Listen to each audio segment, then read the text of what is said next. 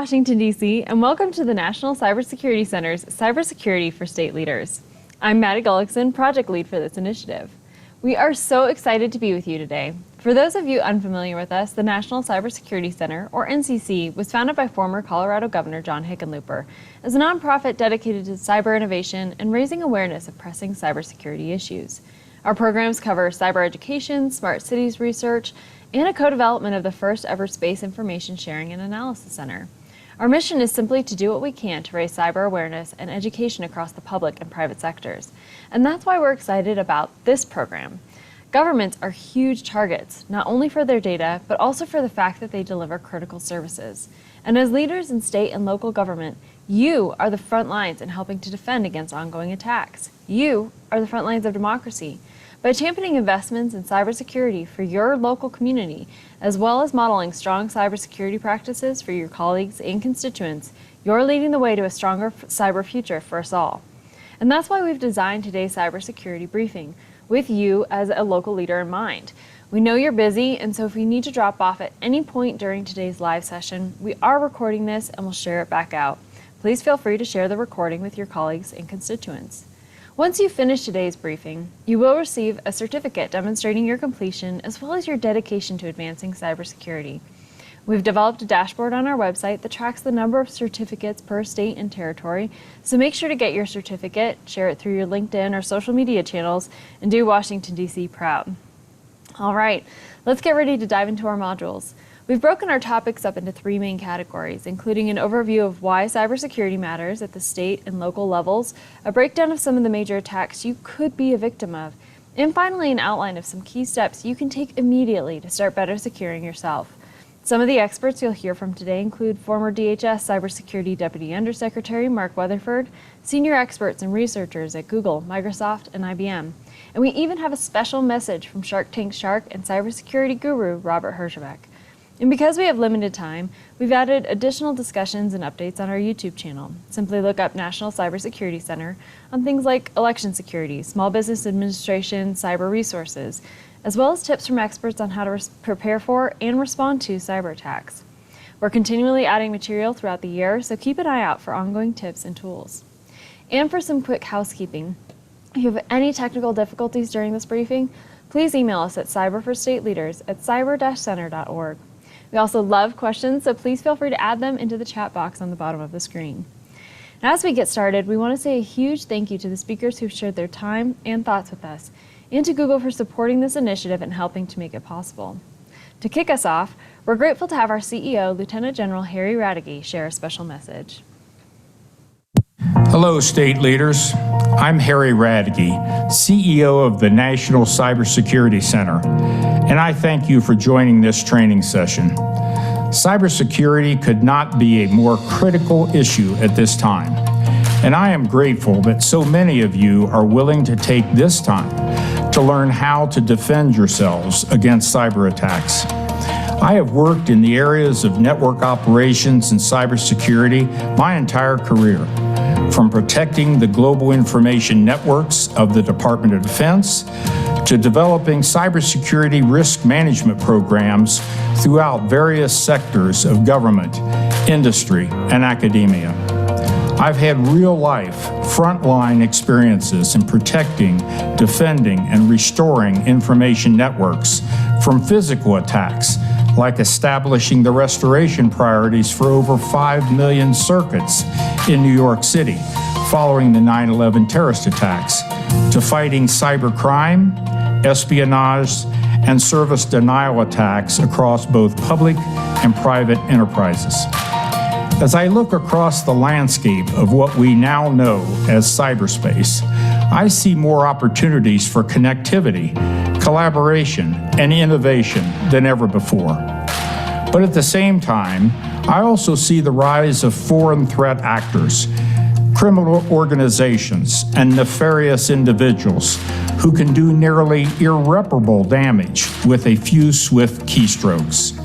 Never before have we dealt with such instantaneous threats, leveled against every sector of society, working daily against our individual identities and assets, critical service distribution systems, information trustworthiness, and the integrity of our most important critical infrastructures. The most recent Microsoft Exchange vulnerability, targeted at the tail of the SolarWinds incident, reveals just how important cybersecurity has become at the federal, state, and local levels of government. And of course, the recent scare at the Florida water treatment facility only makes the connection between cyberspace and our physical space that much more real.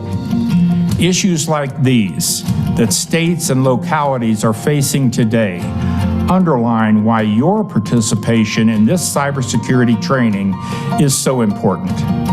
State governments provide many services and functions that are critical to maintaining the integrity of our democracy, and you are a critical part of the defense of those activities. So not only do I hope that this raises your level of engagement on cybersecurity topics, but I hope you take advantage of individual cyber best practices shared here today, because by doing so, you are strengthening your state's operations and defenses. Thank you and enjoy the training.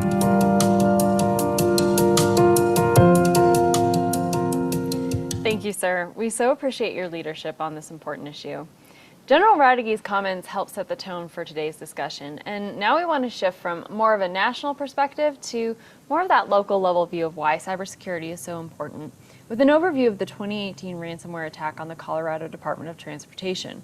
Herman Stockinger, Director of the Office of Policy and Government Relations and Transportation Commission Secretary, will walk us through how the attack impacted the state and what governments specifically can do to support agencies in defending against these types of incidents.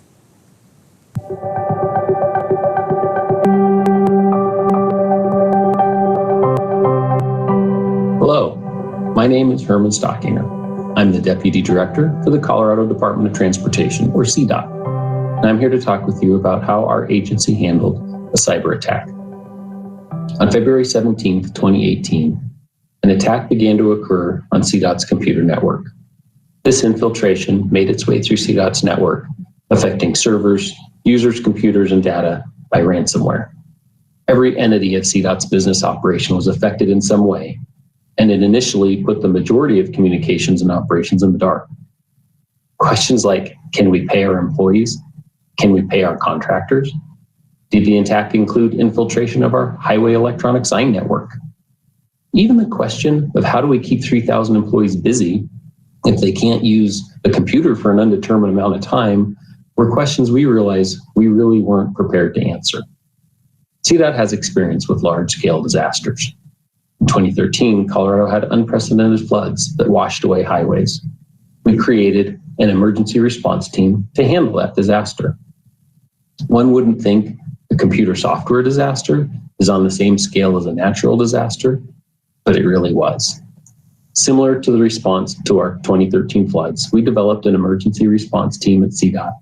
And on March 3rd, the state established a statewide unified command, including cybersecurity experts from the Colorado National Guard and led by the state's emergency management agency.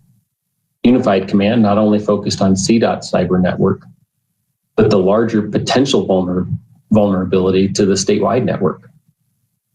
Our headquarters auditorium became a 24/7 command center where dozens of experts worked around the clock to find and eliminate threats.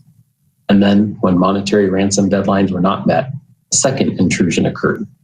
Weak points were identified and the impacts continued to reveal themselves throughout the incident. On March 23rd, the program brought full resolution to the cyber attack. In the final outcome, CDOT never paid the ransom, and we built a stronger future for CDOT security. Between responding to the disaster and accelerating pre-planned upgrades, the disaster cost over $3 million.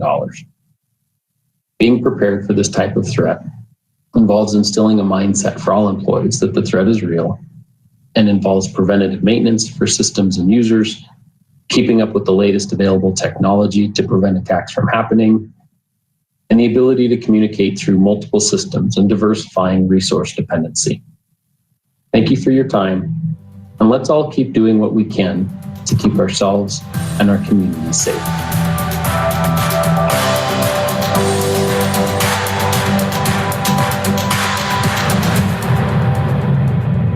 We truly appreciate you walking us through that experience. Obviously, keeping technology updated is a critical component, as is enhancing the regular monitoring of networks. But his discussion raised another unsettling question that more communities are having to deal with, whether or not to pay ransoms in the face of these types of attacks. And it's not just larger governments or large businesses that are dealing with this challenge. Cyber attacks on local governments have increased nearly 50% since 2017. Often the attacks look and feel similar to the CDOT example, where data and files are ransomed in exchange for a large payoff, usually in the form of cryptocurrency. Governments must be able to find or reconstruct a backup of the information being ransomed, or pay. Attacks like these on local governments or hospitals or school districts are crippling because many communities struggle to maintain the tools, staff, and best practices needed to defend against criminals. And if they don't have those needed structures or resources in place, chances are they don't have backups or monitoring to avoid paying the often hefty ransom. And every dollar spent to a cyber criminal is a dollar not spent in that community on critical needs and services. And this leads us to another important point. As we work from broader cybersecurity issues at the state or even local levels to your personal security, we want to emphasize the varying levels of complexity involved in securing enterprises. Personal security can feel very complex, which is why we're excited to share the resources that we will today. But the time, resources, and strategy required to protect entire state and local enterprises is incredibly challenging. Basically, while the steps we will walk through later on will make you personally much safer, the steps to make state enterprises or local enterprises secure are far more costly and intensive. And your role as a leader is critical in supporting those efforts. While there are best practices, cybersecurity resources and tools are not one size fits all. And part of the challenge in navigating this policy area is that fact. So to move forward as communities, states, and a country as a whole, we must continue to learn what our communities need and how to maximize local, state, and federal resources to meet those needs. So faced with all of these complex challenges, what can you do? Well, becoming aware of how cybersecurity impacts the lives of your constituents and your own life on a daily basis is a key first step. But in addition to awareness, there are practical things that you can do today as a policymaker and individual to proactively work toward a cybersecure future. Those are what we'll cover next. We won't cover every major threat or all the tools in the toolkit today, but we are going to cover some fundamentals that will help you create a foundation for more cyber learning. With that, we're going to cover some key cyber attacks, including some you may not initially suspect, and why they succeed.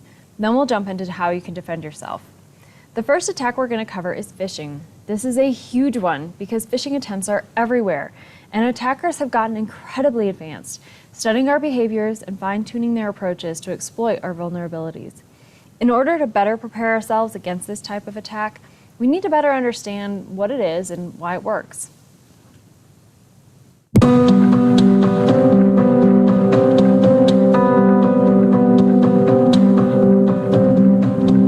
Imagine checking your email and receiving an alarming message about one of your online accounts. The email says that your account has been compromised, and it provides a link to enter your private information. The email sounds and looks legitimate, but it wasn't real. Instead, it was sent by cybercriminals looking to phish you. Phishing and spear phishing are some of the most prevalent cyber scams because they work. Phishing is when scammers send out mass emails, hoping to trick people into divulging personal and financial information by pretending to be a legitimate source, like a bank, a trusted retailer, or a delivery service. Phishing scammers often ask the user to reset passwords in an attempt to steal information.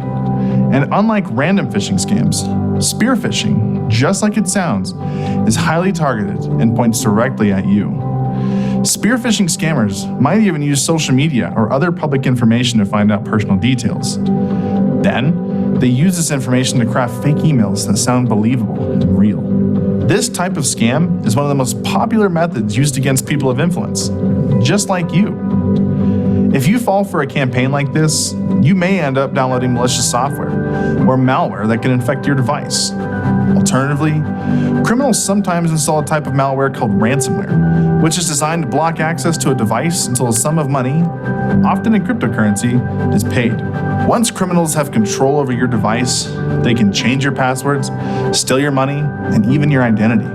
The good news is that there are ways to help prevent phishing emails from impacting you. Knowing what they look like is the first step. No legitimate bank, government agency, or business will send you an email requesting that you re-enter your private information. Misspellings, poor grammar, and typos are also clues to watch for. If you receive a phishing email, the best thing to do is stop. Don't click anything in the email or share it, and contact IT support. Stay vigilant, take a breath, and think before you click.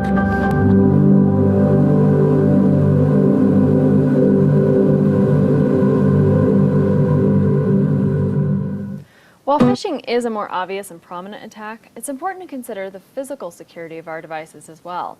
And as local and state leaders, you may be an even greater target of this type of an attack. Here to talk us through that is security expert Maurice Turner.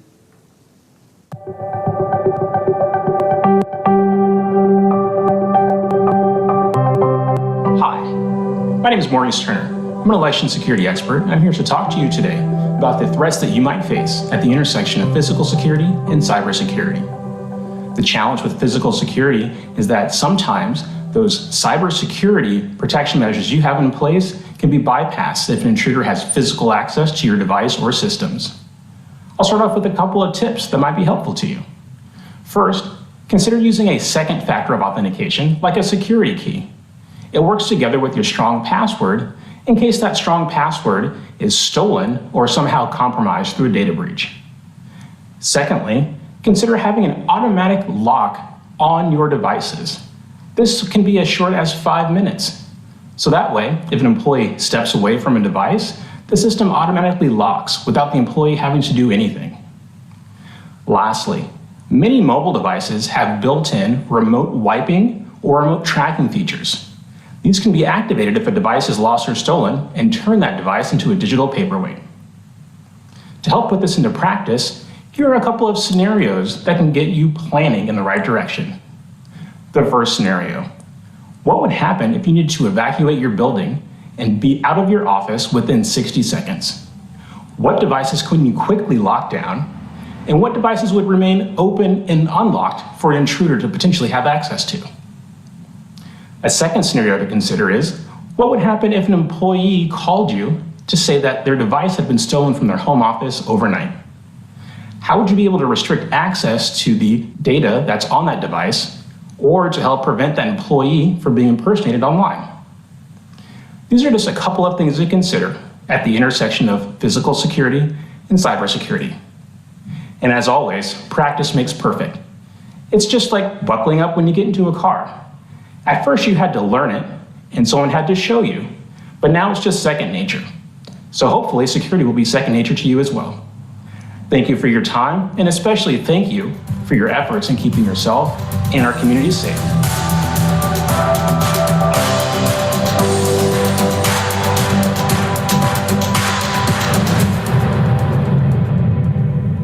Mentioned that there are tools to shut down access to your device. For more details on this topic, we've got some additional information on the type of device you have, and you can dive deeper into how to protect it if it's stolen on our website. That's on cyberforstateleaders.org under resources. So to close us out of this section, we're going to switch gears to an even less tangible threat, but one that now takes place in our world daily, that of misinformation and disinformation. And while this might not always seem directly connected to cybersecurity in the more kind of formal sense, a lot of our cyber vulnerabilities really depend on what we believe to be true. And so for this discussion, we have the NCC's Chief Strategy Officer and resident cybersecurity expert, Mark Weatherford.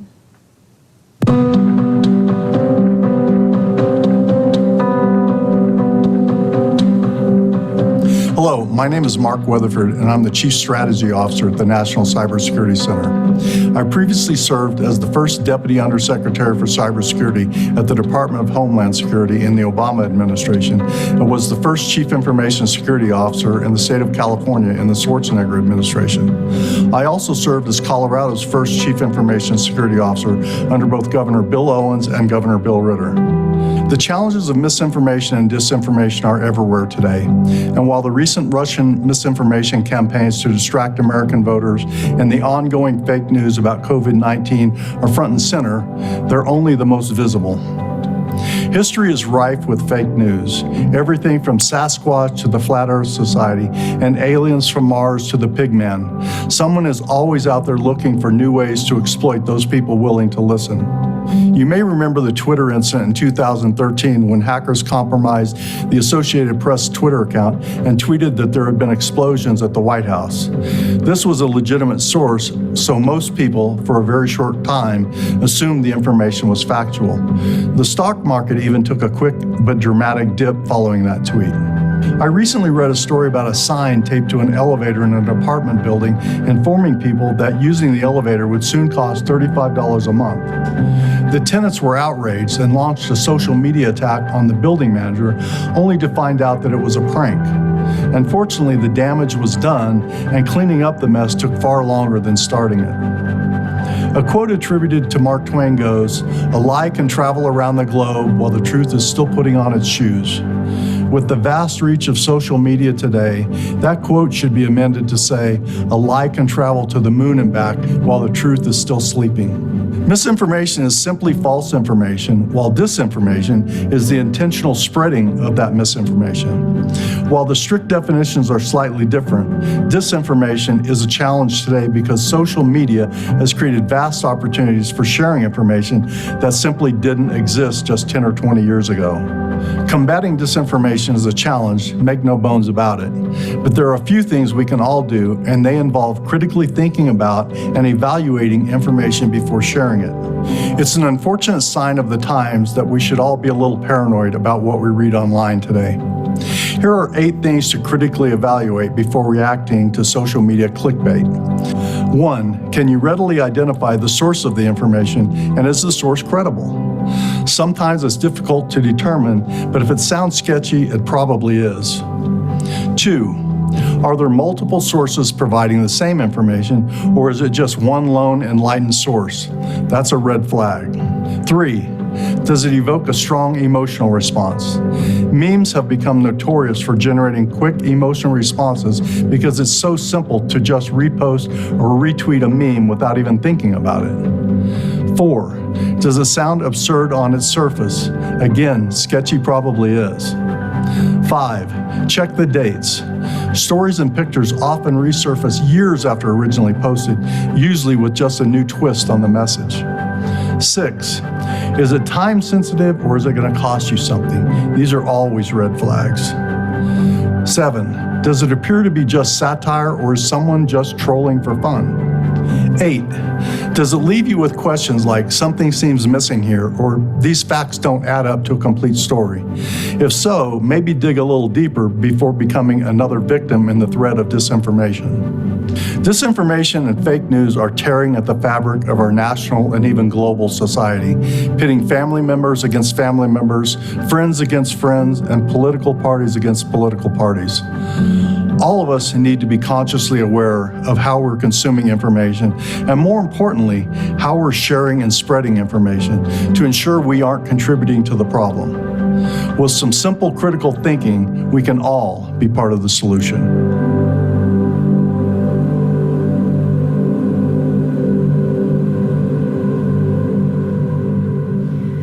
A lot of great information, and now that we know a little bit more about how criminals might be thinking about getting our data, we can jump into some key steps you can take to protect yourself. And again, this is crucial because the safer you are, the safer your colleagues and constituents are. So to try to make remembering some of these key points even easier and hopefully a little fun, we've outlined the top tips for practicing excellent cyber hygiene into an easy to remember acronym that our Robert Herjavec, Shark Tank star and founder and CEO of the Herjavec Group, has been kind enough to break down for us.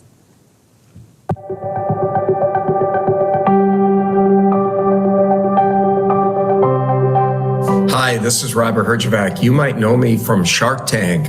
What you might not know is I'm a cybersecurity expert. You know why I'm an expert? Because I've been doing it for 30 years. I started in my 20s with mainframe security, did a lot of VPN and firewalls and all that kind of stuff. And today I run the Herjavec Group, and we're one of the world's leading managed security and complex security companies. We do everything from design and consulting and managing large environments, including many government organizations. And we all know, especially governments, how much we are all under attack. The level of attacks is increasing at a rate never seen before. And it's just going to continue with this post-COVID world and everyone working from home and the digital economy. It's only going to get harder. And you know what? You got to stay smart online and don't get duped. And what does that mean? Deploy multi-factor authentication. Update your software regularly. Passwords, make them stronger. Your first dog is not enough, or your kids' names, make them stronger. Encrypt your messages, files, and backups. Don't click on things you shouldn't.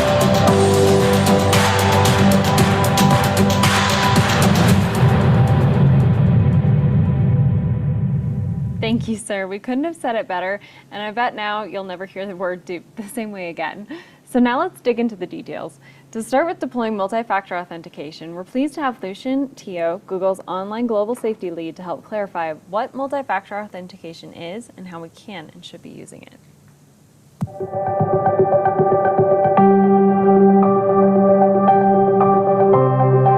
Hi, I'm Lucian Teo, online safety lead at Google. Most of us are used to logging into our various devices and online accounts using a single factor of authentication, like a password.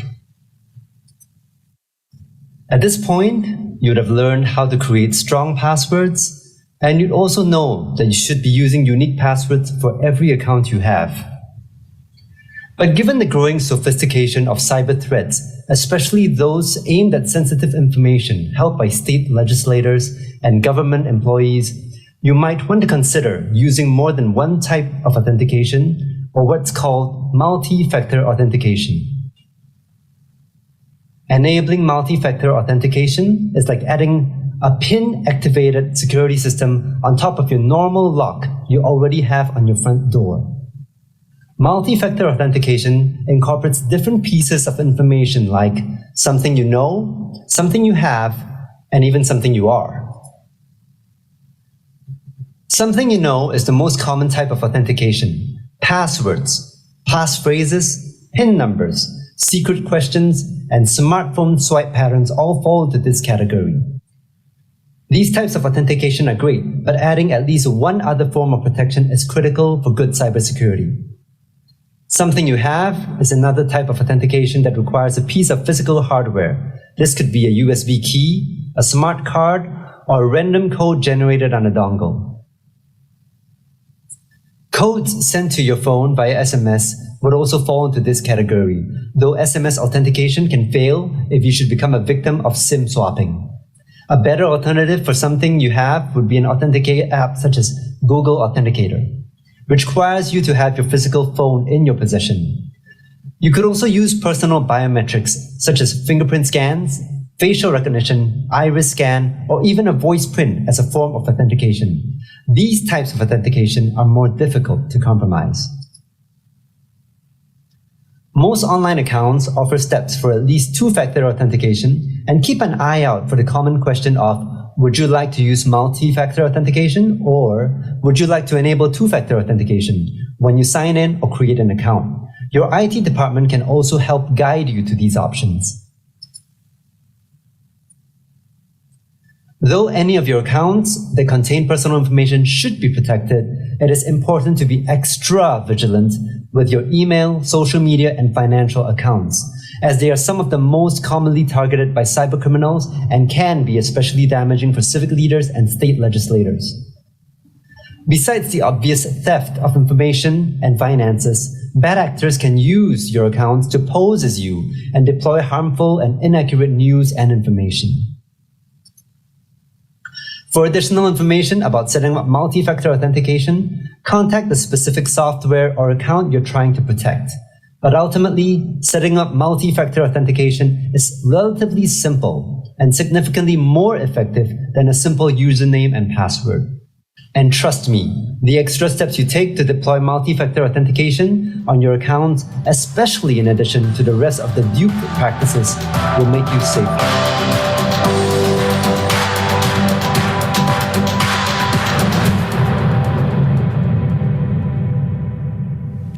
Next up is talking through software updates, why they matter, and how to do them. Software updates are particularly useful in protecting against malware attacks. Here to share with us what to do is Ethan Chumley, Senior Cybersecurity Strategist for Microsoft's Defending Democracy program.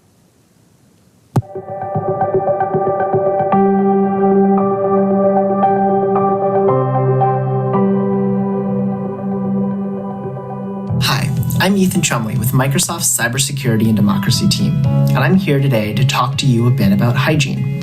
And no, I don't mean the flossing or the scrubbing kind that are part of your daily routine. I'm referring to cyber hygiene, a critical part of keeping your computer system secure. If you're not sure what hygiene looks like, just think of those little pop-up windows that ask you to install the latest operating system version, the latest app update, or that next patch. And I know, just like you, waiting to install those updates during an already busy day can seem tedious, but this is a key practice to maintaining good security. Getting in the habit of downloading and installing the latest software updates is an easy way to keep yourself, your networks, and your computer safe from a security incident. Why? Because when bugs or vulnerabilities are found in software, they're typically fixed quickly by the software vendors, but it is then dependent on you to install those latest updates when prompted. Just like flossing, updating your systems is a routine preventative action that can keep intruders out and keep your data safe. Not to mention, it's a lot cheaper to be preventative than to clean up after the fact. We encourage regular updates across all of your devices, from the apps on your phone to the software on your laptops, even the smart fridge and Wi-Fi connected thermostats you may have in your home. Of course, your IT departments need to update shared servers and websites and backend systems too. Patching and restarting those shared servers might cause some downtime and feel inconvenient, but well-communicated maintenance windows during off-peak hours are essential to good security across all IT-owned systems. Your security needs are ongoing and they're constantly evolving. There are bad guys out there hoping that you don't apply the latest patches and updates because you'll just be making their jobs easier.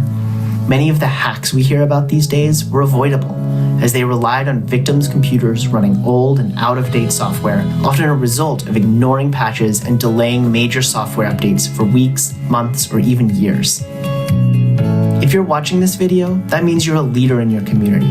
This means you are in a position to contribute to a culture of security. And as a leader, you're in the position to help your organization align to security best practices. This might mean allocating funds or asking your IT teams about how they're managing updates responsibly. And finally, it means you're in the position to encourage the community, businesses, nonprofits, and other organizations around you to practice good cyber hygiene, to make sure they are updating their systems and that everyone is encouraging one another to be vigilant about creating a secure environment. I thank you for your time, for your commitment, and thanks for clicking OK on that next update prompt.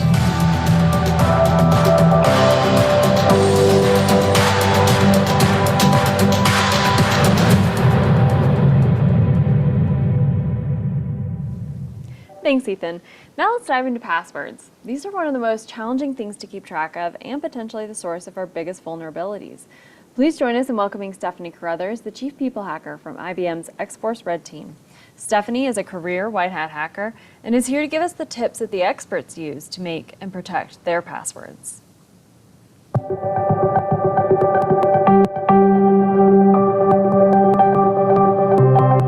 Hi, my name is Stephanie Carruthers, or you can call me Snow. I'm the Chief People Hacker at IBM's X-Force Red. I'm so excited to be talking about passwords with you today. Now, to set the stage a little bit, my team and I were a bunch of hackers. We're paid by organizations to find flaws in their cybersecurity before criminals do. Now, with that being said, I wanted to say that I'm coming at this from an attacker point of view. As I'm talking about passwords, I'm also going to be talking about how to make yourself more secure. So you might hear things like your password should be strong and secure, or your password should be long and complex. But what does that actually mean? First, let's take a step back to really understand how criminals can crack or brute force passwords. So let's say you're signing up for a new website and you enter in your new password. Well, what the website does is it takes that password, it scrambles it all around, and it saves it in a database. That scrambling process is called hashing. So if a criminal breaks in and steals all the hashes from that database, they can't just read your password. But what they do is they use really powerful computers and word lists. Now, each word on the word list is hashed as well. It has that same scramble. So what they do is they take your hash of your password that they got from the database and they run it against their word list. And once they find a match, they know exactly what your password is. Now, here comes in your password should be long and complex. So if you take a password that's only 8 characters long and let's just say lowercase letters, that could take seconds to crack. Now, if you take a password that's 10 characters long, let's say 8 lowercase letters and 2 special characters, that could take hours to crack. Hopefully you see where I'm getting at here. Take a password that's 12 characters long and a mix of random uppercase, lowercase, special characters, numbers, just this mix of things. That could take years to crack, which is perfect. A criminal's probably not going to wait years for your password. They're going to move along to someone else. Now, what do I recommend? I say to be safe, 16 characters, and make sure it's that complex, that randomness. You want to make sure you cannot read any words or see patterns. The key here is the randomness. Now we're on to our next issue of password reuse. So let's say there's a website you log into often. Let's go with your bank. And there's another website you frequent just as much, maybe a social media platform. When you created accounts on these, they probably had some type of strong password requirement. So you use the same one on both websites. Now, maybe that social media platform had not a great security posture. An attacker was able to hack in, steal the hashes, crack your password, and they now have your username and password. Well, attackers are clever. They know that you probably use the same password through different logins. So they might try them at other places, like your bank. Now, that is an issue, but to combat this, we can use password managers. Now, password managers is a place, think of it like a database that stores all of your usernames and passwords to every login that you have. Now, there's many options for password managers. Most of them even have free tiers for the everyday consumer. So what you do is when you sign up for an account, it can be a little tricky, especially as you're adding in all of your accounts, but I promise you it's worth it in the long run. And even as you're signing up for new accounts, they do things like they generate those long, random, complex passwords for you, so you don't have to think of them yourself. They also autofill for you, so you don't have to go in and dig through things and try to find your password. There's lots of conveniences. They have mobile apps, they have browser plugins. They're definitely there for your convenience. So you might be thinking to yourself, great, I've solved a couple of issues. I know how to make a long, complex password to my password manager, and my password manager stores all of my unique login credentials. Now, what happens if an attacker actually gets the password to my password manager or still another website that has a long, complex password? Then what? Well, this is where multi-factor authentication comes into play. Sometimes it's referred to as two-factor authentication. Essentially how it works is if you log into a website and you supply your username and password, you still have to supply a second factor. Now that might be a code in a text message or something you have to approve on an app on your phone. There's different ways that this could work, but essentially if the attacker doesn't have that second code, they can't log into your accounts. Now it's really important that you deploy this everywhere you can across every account. Typically it's under security settings in your account. Now, This isn't the silver bullet. Attackers are getting crafty. Sometimes if they try to log into your account and you do have 2FA, what they might do is launch a social engineering campaign against you. They might call you claiming to be the bank and they need to verify you, so you need to confirm a code that you just received. Or they might text you and say, hey, I used to have this phone number. I accidentally sent my code to you. Can you give it to me? Under no circumstances should you ever give out this code. No organization is going to call you for your multi-factor code or for your password for that matter. All right, a couple of takeaways. Your password should be at least 16 characters and random. The randomness is key here. You should also have a different password for every account you log into. You can use a password manager to help you do this and even help you generate those long and complex passwords. And also enable two-factor authentication on every account possible. Thank you so much for your time and keep doing what you're doing to keep ourselves and our community safe. Thank you. Stay safe.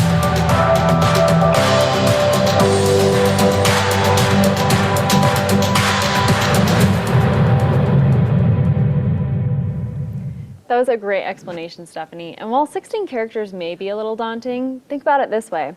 If you do use a password manager like she suggested, and there are several now, examples include LastPass, Keeper, or Dashlane, then you really only have to come up with one super complicated password for that manager, and that will help keep you way more secure online. All right, next we have encrypting emails and files, and backing those important files up. These two are put together because they are complementary. They both help protect against malware attacks and help protect you in case someone does get into your stuff. Our presenter on this is NCC's Director of Communications, Mickey Cockrell.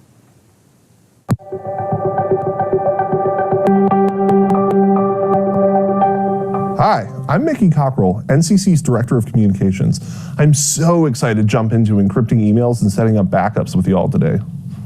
Sending an unencrypted email is kind of like sending a postcard through the mail. There's a chance that at least a dozen people have read its contents before it gets to its destination. When you encrypt an email, you basically add an envelope to your message so that only you and the recipient can read it. Now, before you deploy this option, make sure to find out if your intended recipient has encryption actually set up in their mail system. It's pretty easy to identify because it should come up automatically as an option, or be available in the More section of composing an email. If your recipient does have encryption available, simply select Encrypt, and you should be good to go.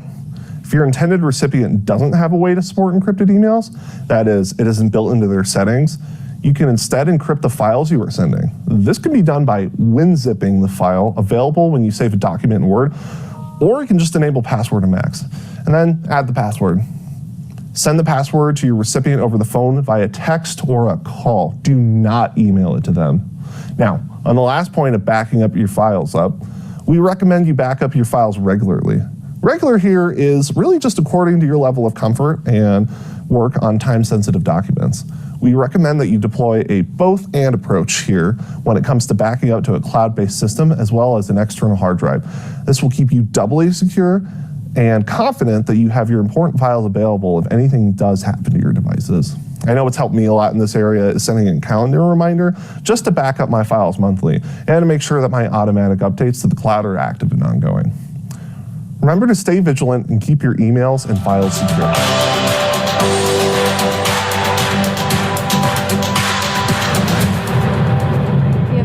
Topic coming up next, and that's how to avoid clicking on things you shouldn't, and what to do if you accidentally did.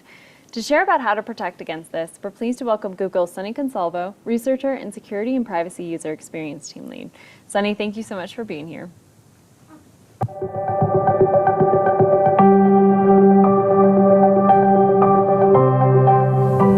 Hi, I'm Sunny Consalvo, a researcher at Google who focuses on security, privacy, and abuse topics.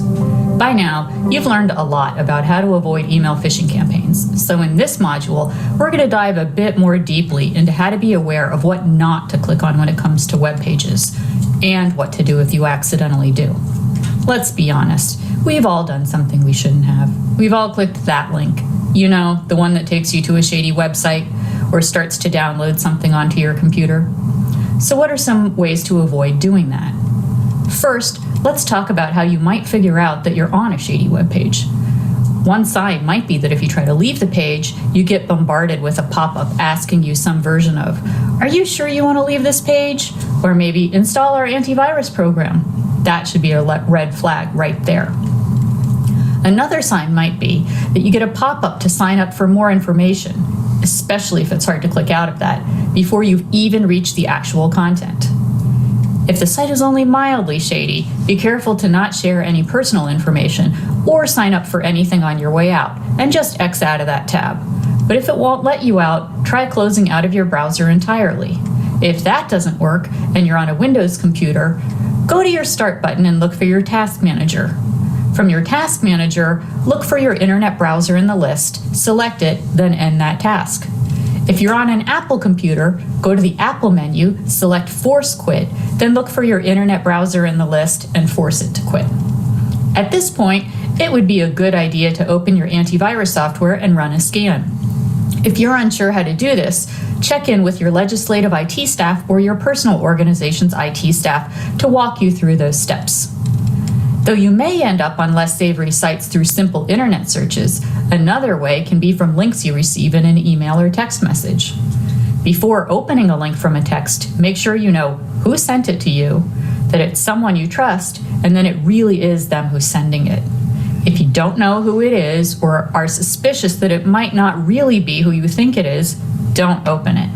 You can always contact the sender another way, for example, by giving them a call, just to make sure it's not a phishing attack. And when it comes to email, there are several tools you can use to proactively scan for malicious links or attachments. If you want to check where the link leads to, hover over it and make sure you recognize the source and that the source in the hover matches what's in the email. It's a good idea to check the source in your internet searches too, to make sure the domain you're about to click on is the right one. Most email platforms now have some type of alert or warning to draw your attention to potentially suspicious content. With Google's Advanced Protection program, for example, even more stringent checks are performed before you try to download something. Advanced Protection flags and may even block file downloads that may be harmful. These steps to protect yourself aren't done in a vacuum. Remember to keep all of your software, apps, and devices updated, and ask IT for support in installing trusted antivirus software, firewalls, and email filtering. And of course, always back up your files. Criminals can't make you pay for information you already have. If you think your computer or device may be acting in a strange or suspicious way, or if you're simply unsure whether something is wrong, reach out to IT for help. Stay alert, practice good cyber hygiene, watch the other videos in this series for more information about what to look out for, and whatever you do, if you're not sure about it, don't click it. Thanks so much for your time. Your diligence keeps us all safe.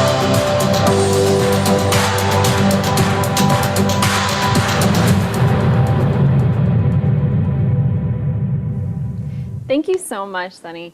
Another key thing to remember as you're looking at various sites is whether there's a padlock at the top left of the URL bar, or where the web address is. If there is one, chances are it is more secure.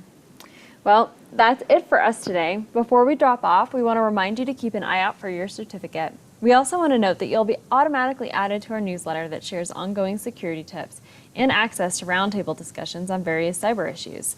Please feel free to share that information with your colleagues and constituents. We also encourage you to check out a new free app that we developed in partnership with Resolute Strategies. It acts as a one-stop shop for ongoing cyber news, as well as tips on how to handle various cyber incidents. The link to download that is on our website at cyberforstateleaders.org. We genuinely hope you learned something and can incorporate some new habits into your cyber routine. We look forward to staying connected and appreciate all that you do to serve Washington, D.C.